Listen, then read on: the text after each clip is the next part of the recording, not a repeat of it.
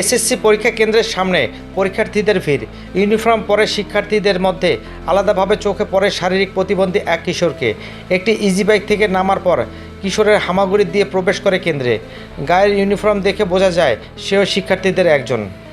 গত বৃহস্পতিবার সকালে কক্সবাজারের টেকনাফ এজাহার বালিকা উচ্চ বিদ্যালয়ে এসএসসি পরীক্ষা কেন্দ্রে গিয়ে দেখা মেলে মোহাম্মদ ইউনুস নামের এই কিশোরকে।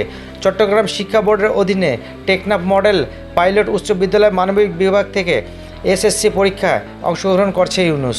কক্সবাজারের টেকনাফ পৌরসভা জালিয়াপাড়া বাসিন্দা আব্দুল শুকুর ও নুরুজ্জামান দম্পতির সন্তান সে। 4 ভাই 2 বোনের মধ্যে সে পঞ্চম। পরীক্ষা শেষে শিক্ষার্থী মোহাম্মদ ইউনুসের সঙ্গে কথা হয়। সে বলে, আল্লাহ আমাকে যেভাবে দুনিয়াতে পাঠিয়েছেন তাতে আমি সন্তুষ্ট।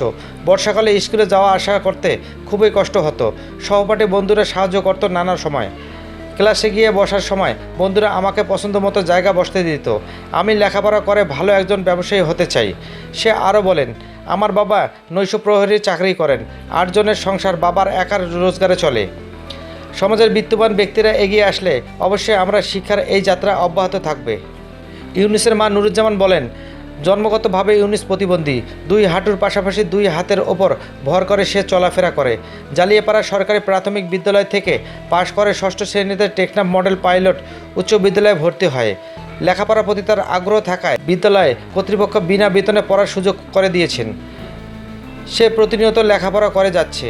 শুধু ইউনুস নয়, আব্দুল হামিদ নামে আরও একজন প্রতিবন্ধী শিক্ষার্থী পরীক্ষা দিচ্ছে এজাহার সরকারি বালিকা উচ্চ বিদ্যালয় কেন্দ্রে। বুদ্ধি প্রতিবন্ধী এই পরীক্ষার্থী ইউনুসের খালাতো ভাই।